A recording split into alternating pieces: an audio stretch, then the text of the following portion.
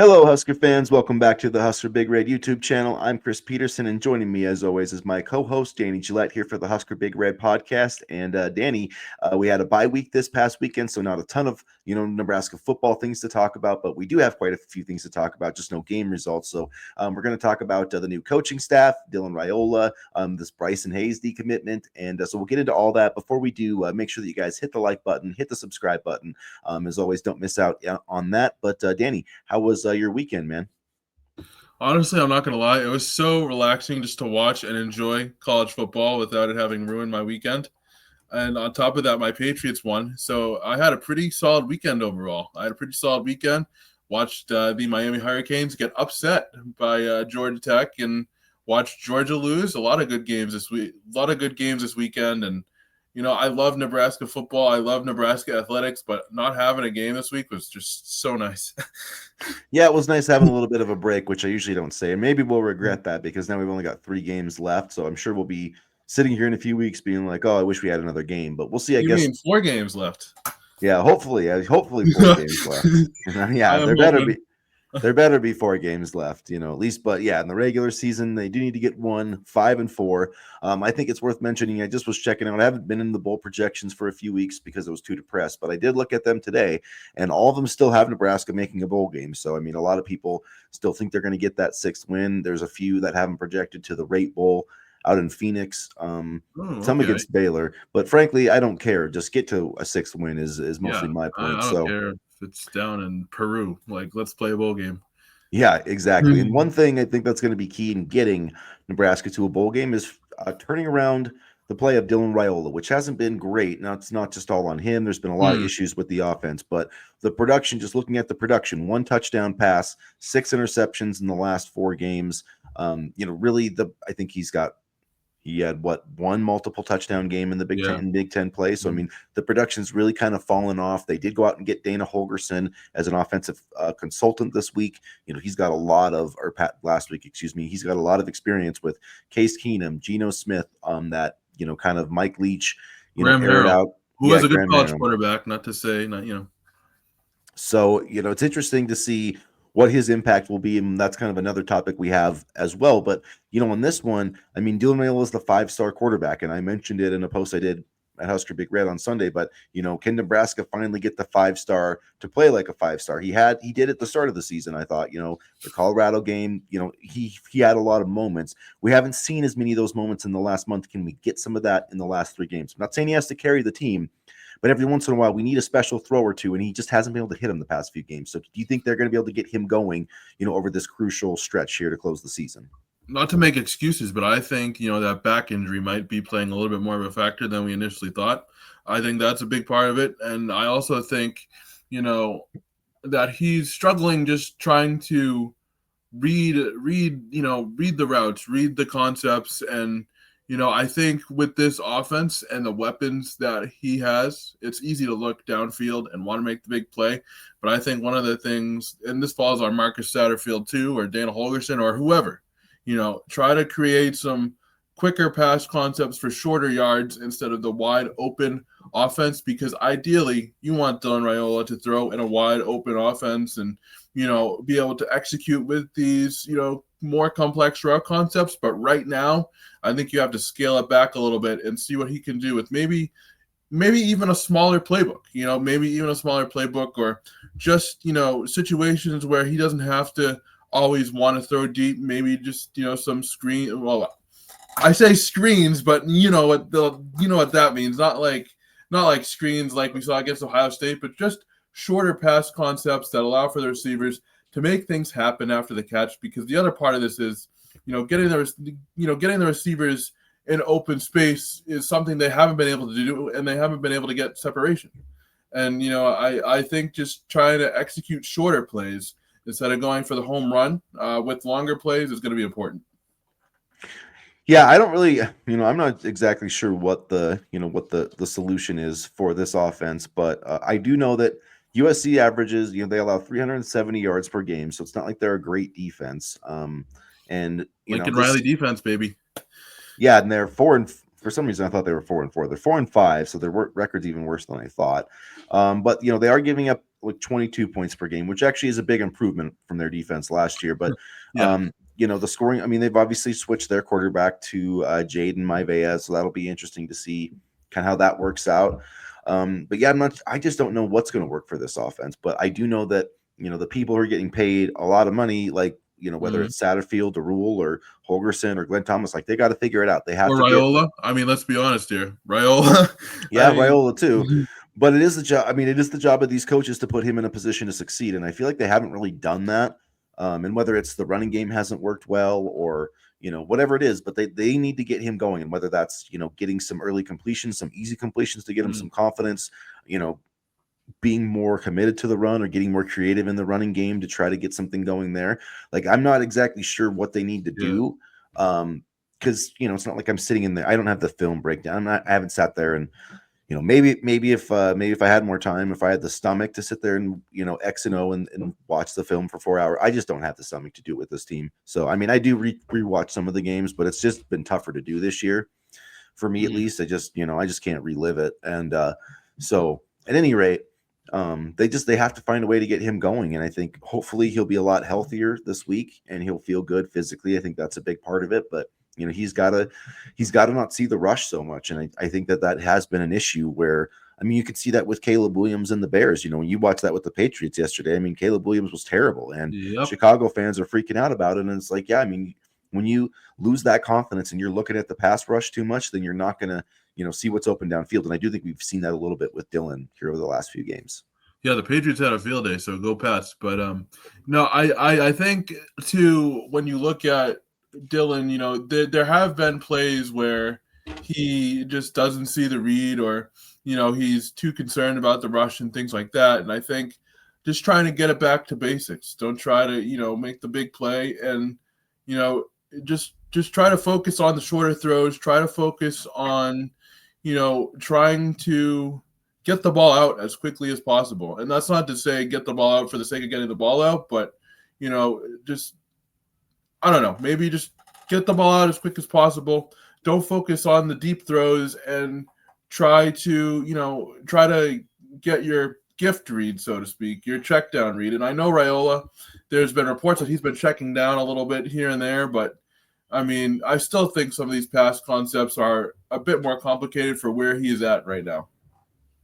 Yeah, we'll see. It's interesting because I mean, I know sometimes it looks like they're running a lot of these crossing patterns, but sometimes that's like something that you're doing to try to beat man coverage and you need Yeah. protection to hold up. So I don't know. It's a whole puzzle, and I can't say that I've dissected it enough intelligently to know like, hey, they're running these wrong routes or whatever. But they do need to make it a lot easier, and I think that Holgerson maybe can help with that, just spreading Mhm. out the field. I mean, there's a reason that offensive system for the flaws that it has, and there are flaws, but there's a reason that it generally has been able to work and open up, passes, because it makes defenses defend the field in a way that Nebraska's just not making them do. You know what I mean? Yeah. And and some of that too with a lot of the route combinations, I think it does make the reads a little bit easier, and then Mhm.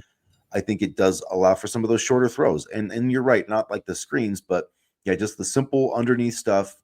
Get the ball to Jalen Lloyd, for instance. Get the ball to Ja'Cory Barney. And then on the other side of things, though, like they really do have to get Jamal Banks going. Like he's been kind of a disappointment coming out of the transfer portal. So to me, that's been a little bit surprising that he hasn't Yeah. had more of an impact. But I don't And know. There could be a but number of explanations for it, but hopefully these guys come out with I don't know, just more of a plan this week, because yeah, I mean this offense has got to get some positive momentum. At least if they don't win this USC game, like they have to get some positive momentum on the offensive side of the ball, I think.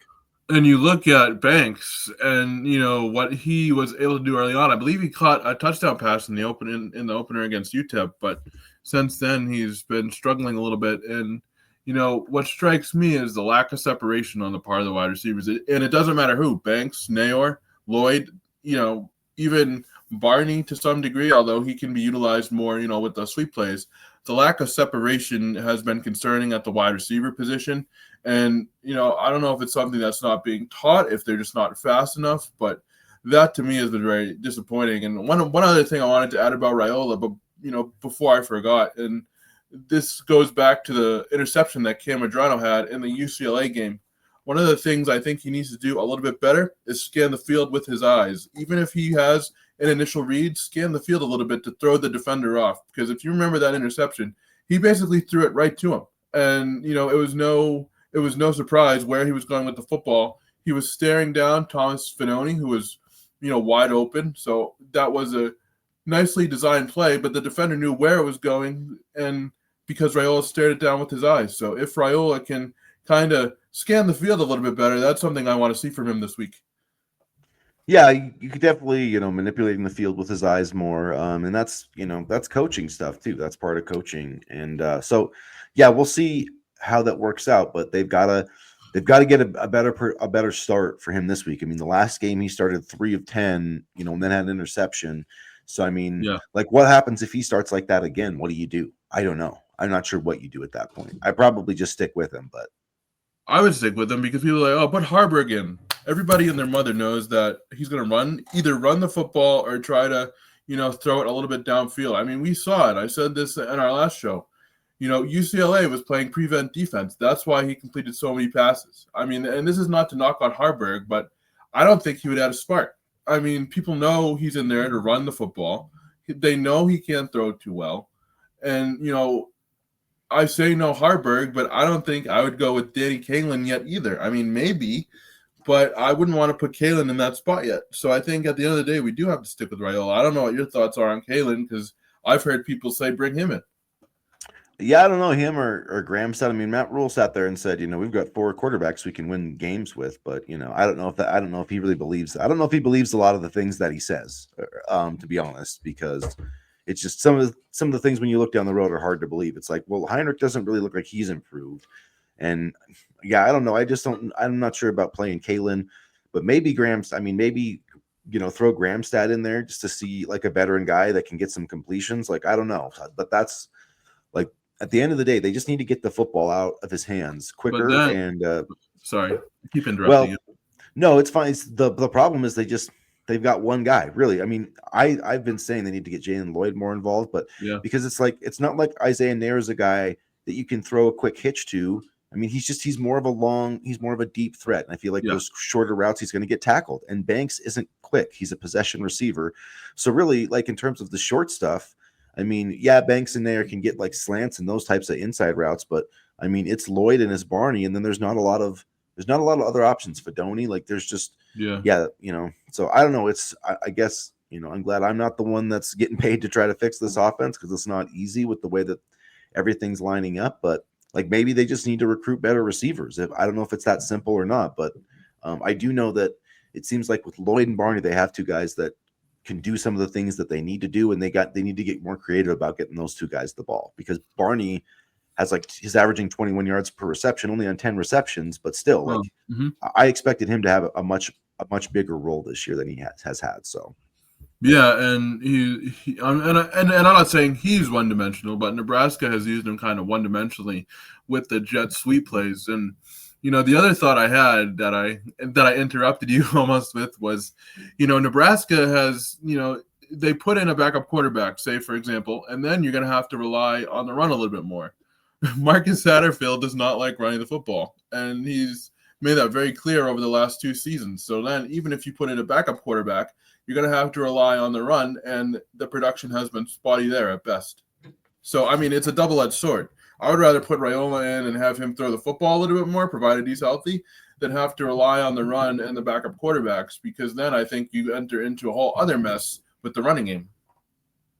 yeah, and it's you put Raiola out there, and I think if he's healthy, I think you just kind of have to stick with him at this point because I still think he's your best option, like to get this program where you want it to go. And so, we'll see what happens though. Hopefully they come out and like get some points early and we're not having to have that discussion, but I have seen some people talk about it. So wanted to bring it up. But anyways, I guess we can shift to the Dana Holgorsen situation here. We'll talk about Bryson Hayes and his decommitment here in a second. But with Dana Holgorsen, we talked about this a little bit in our last show. Um, it sounds like he's going to have a pretty big impact on this offense. I'm not saying like calling plays or anything, at least an impact in terms of like the game planning and stuff. He's going to have a big, he's not just going to be like sitting on the sideline, I don't think, but what, and sitting on the sidelines in terms of being an active participant in things, but how much will he impact that? How much do you think we're going to see that impact on Saturday?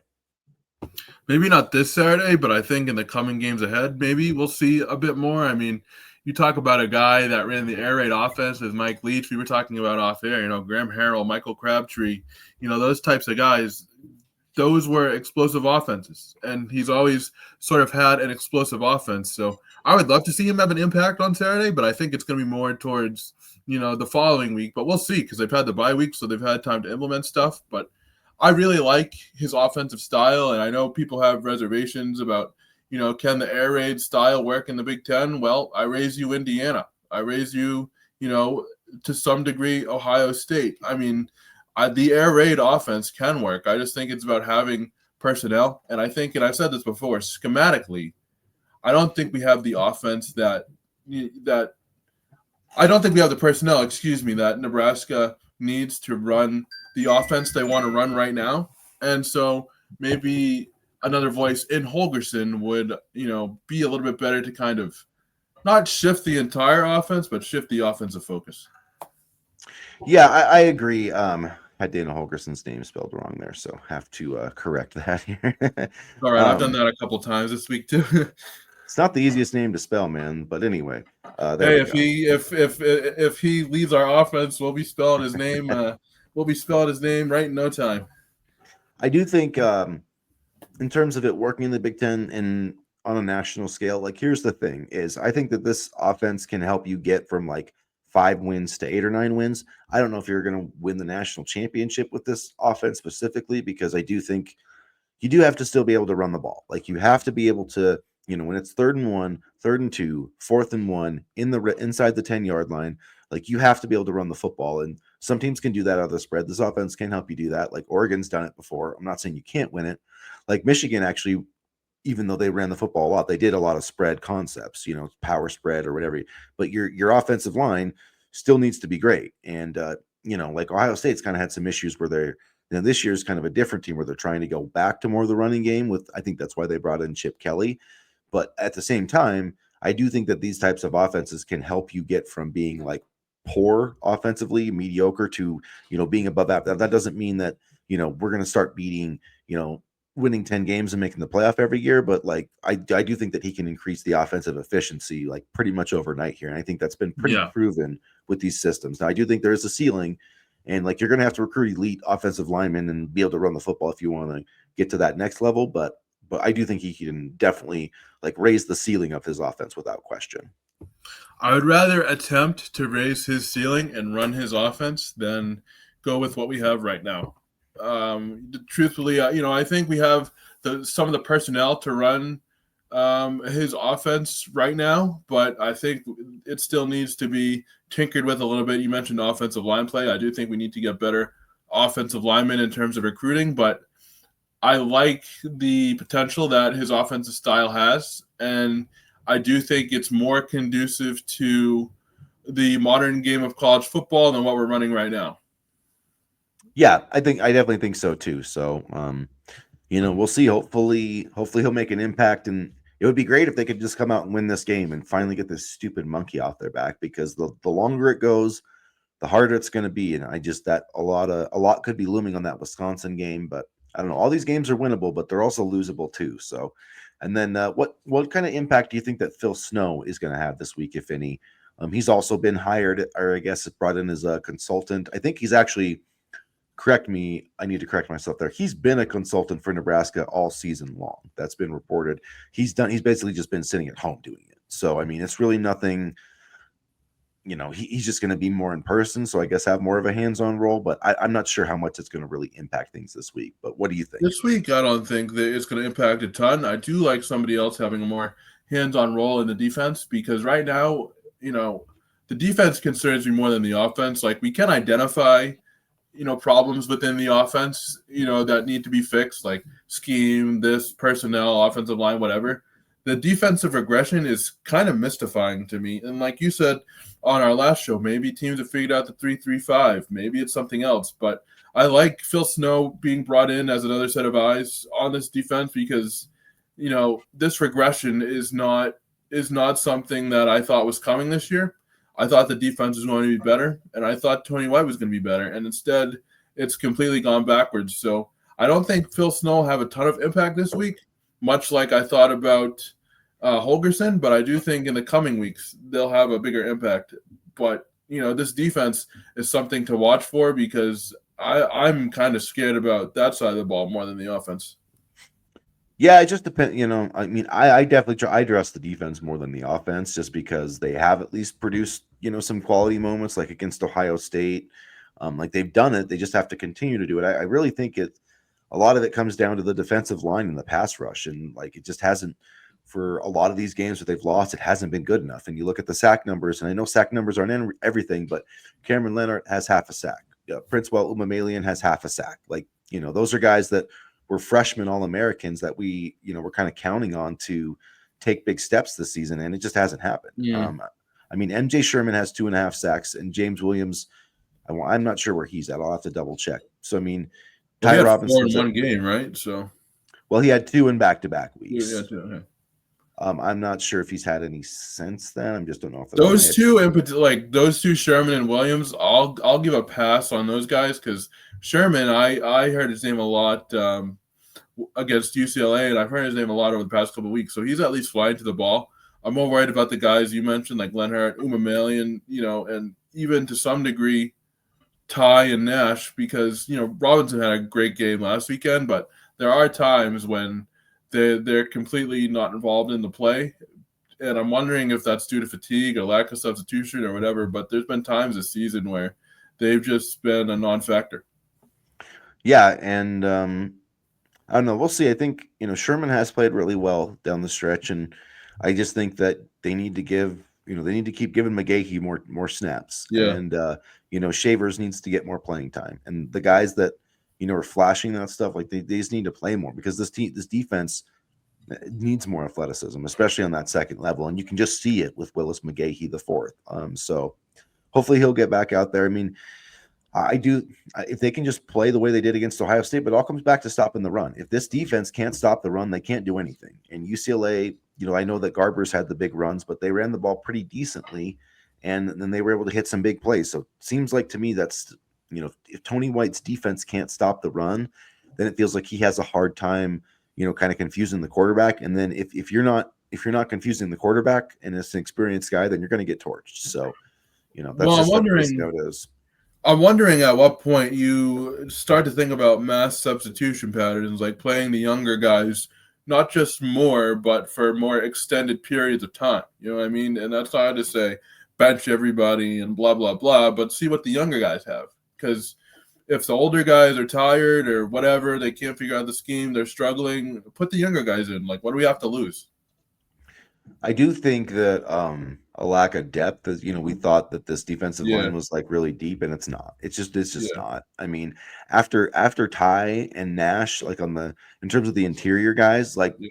there's not a single quality interior defensive lineman on this team, and that's really disappointing after what Riley Van Poppel, what I thought he was going to be. And so, like, I'm baffled that he is where he's at, and Uwamalian and Cameron Leonard are basically in the same spot. So, I mean, what does that say about you? I know Terrence Steins getting a lot of recruiting wins, but what does that say about your development? Because all three of those guys, like, I would have thought would have been like regular impact players at this point, and they just have not taken that step. So, it's kind of it is frightening though to think about going into next season with the current defensive line. Like I think they need 2 to 3 guys in the portal at defensive tackle, and that's kind of a scary thought because everybody needs those guys. So like you're gonna have to pony up a crap ton of money, and it's like offensive tackle 2 years ago when we tried to get that guy from Oklahoma, or that ended up going to Oklahoma. I can't even remember his name now, and then we ended up getting nobody. Walter Rouse?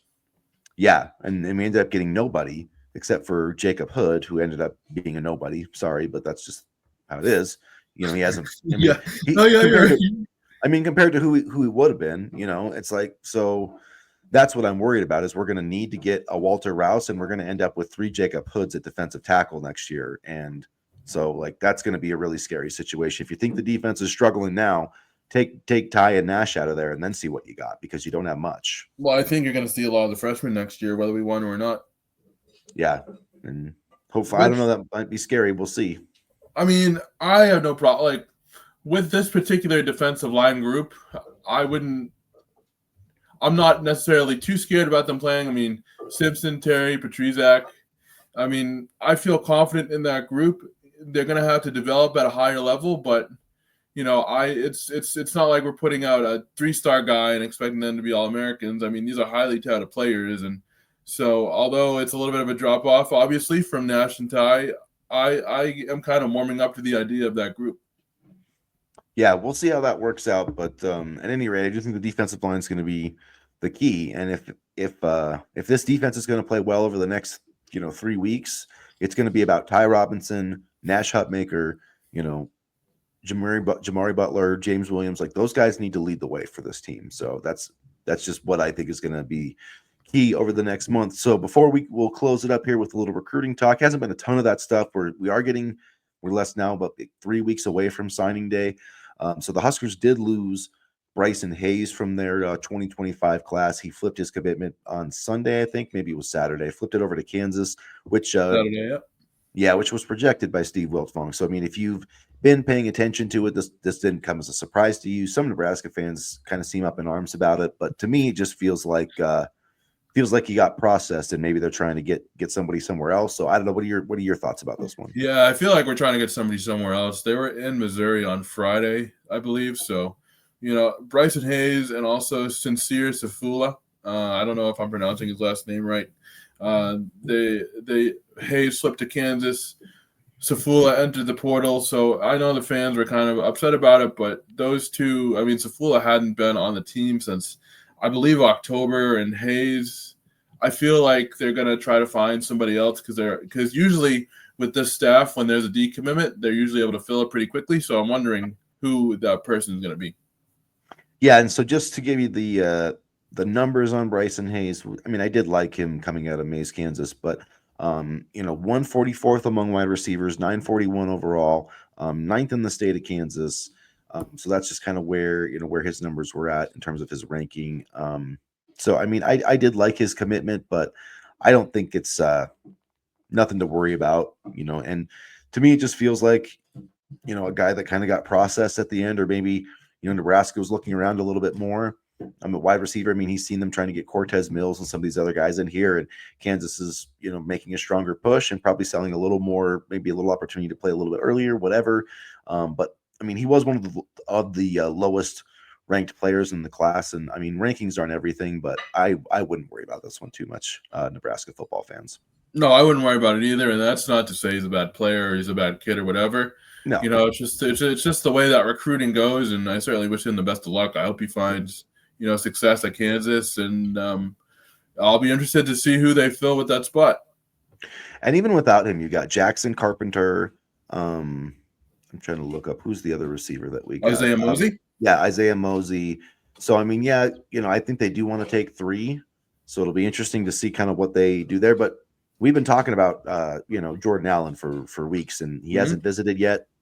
They have the Wisconsin game next week. Maybe something happens there. Maybe something happens with Michael Terry. I mean, maybe something happens with Cortez Mills. I mean, Oklahoma lost another game last Saturday. Mm-hmm. Not that really impacts recruiting. I think people overrate that way too much. It's not like the kids. I mean, he's making a decision for the next few years, or at least the next couple of years. Like, I don't think they're making it off of one game, but yeah, I agree. I think it's though. more like, can I play here in the next 2 years? Can I play now? I think it's about playing time and money. Yeah, and if you're like a really good player, if you're like a Cortez, you're like a top 200 player, you're like, oh man, I go there making the difference. Like they just need me. You know what I mean? Like that's how big time players think. So I don't think that losing is as big a deal as like everybody thinks that it is. But yeah, so I'm not worried about Bryson Hayes. I am kind of worried about Chase Lofton. I would have thought he would have committed already and flipped. I mean, good Lord, Florida State they've got to be the worst Power 4 team right now. So at least we aren't them, but they have made a bowl game a few times in the last decade. So I guess they Yeah, can hold they're that over our undefeated heads. last year, so And they've won conference championships, which we have not done since 1999. So there's that. just yeah. 25 years, no big deal. Lofton, I'm honestly not surprised at just because his recruitment's been so hard to read. He was gonna come here summer. He committed in Florida State. Obviously, backed off of his Florida State pledge because they're kind of not playing well, to put it kindly. And I don't know, his recruitments just seem to be all over the place. So I would love to have Chase. I'm not saying screw Chase Lofton, but this tracks with how the rest of his recruitment has gone. Yeah, we'll see what happens with him. I mean, just he only had like 2 crystal ball predictions. And then both of those now have flipped so to Nebraska, but yeah, we'll see. Hopefully they get him. I think that would be a nice feather in the cap. It'd be nice to get Cortez Mills though, man. He's the kind of, or Yeah. Michael Terry. Yep. One of those dudes would be. That's exactly what this team really needs on offense. But what this program really needs is another win. So hopefully they will get that. Everybody in Husker Nation, they just need that. Matt Rule needs it. We all need it. So I'm The thinking team needs it. Yeah. Rule's going to meet with the media today. Usually He does. is. So, I just got a text that I'm gonna be getting some quotes a little later. So yeah. so we'll see. We'll see how that goes. I'm sure he'll get asked quite a bit about Holgorsen and all that type of stuff. So we'll be coming back on Thursday, you guys. We'll preview USC. Look ahead to this matchup. Probably talk a little more basketball after a 2-0 start for the men's and women's teams. But It was a close one yesterday. it was closer than it should have been, probably. Yeah. But at any rate, we can talk about that later this week. And anyway, if you guys haven't already, please hit the like button, hit the subscribe button, get to the comments section, and as always, go Big Red. Go Big Red.